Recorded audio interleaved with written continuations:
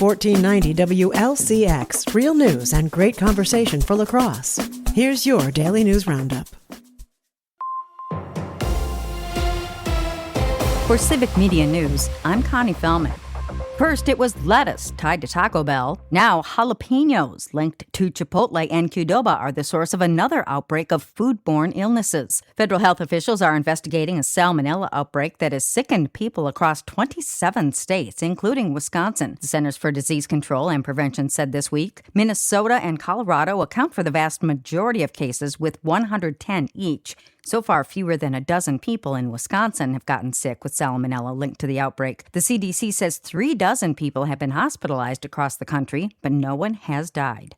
FBI Director Kash Patel was recently in Wisconsin talking law enforcement and cybersecurity. Civic Media's James Kelly has the story. FBI Director Patel and Congressman Van Orden answered a number of law enforcement-focused questions during what they called the fireside chat, covering topics from investigating fraud to combating increasingly common AI-powered scams. The visit from FBI Director Patel was the latest in a string of high-profile Republican visits to the Chippewa Valley over recent months as the midterm election draws near. Previous visits have featured President Donald Trump himself, as well as his cabinet secretaries like Robert F. Kennedy Jr., Brooke Rollins, and Dr. Mehmet Oz. Congressman Van Orden will face off with the 2024 Democratic nominee Rebecca Cook or former Eau Claire City Council President Emily Berge in November, depending on the outcome of the Democratic primary election next week. For Civic Media News, I'm James Kelly. That primary takes place Tuesday, August 11th.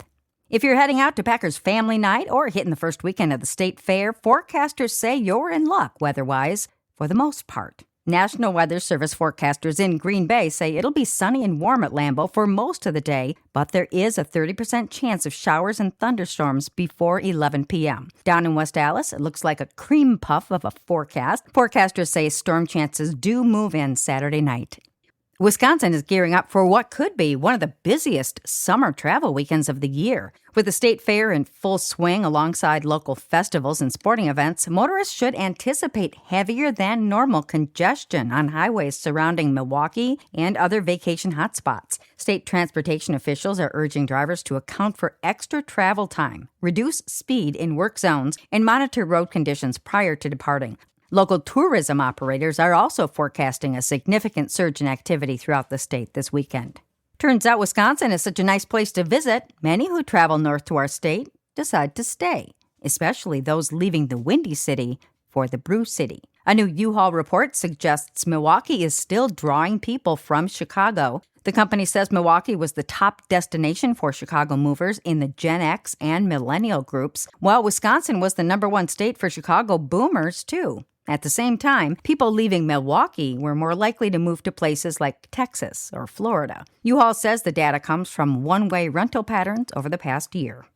A Madison-based VA hospital is participating in a new clinical trial to treat alcohol use disorder, or AUD, in veterans. The William S. Middleton Memorial Veterans Hospital in Madison is one of 18 VA medical centers across the country participating in the study to test the use of GLP-1 medications as a treatment for AUD. The study, known as the Cessation of Reduction of Alcohol Consumption in Veterans Trial, will enroll more than 600 veterans at VA medical centers nationwide. Researchers will track participants between the ages of 18 and 80 to study changes in drinking, health, and quality of life while they receive weekly injections of either GLP-1, semaglutide, or a placebo over a 24-week period. The goal is to expand the tools available to help veterans take control of their health and recovery. And that's your state news update. I'm Connie Fellman for Civic Media News.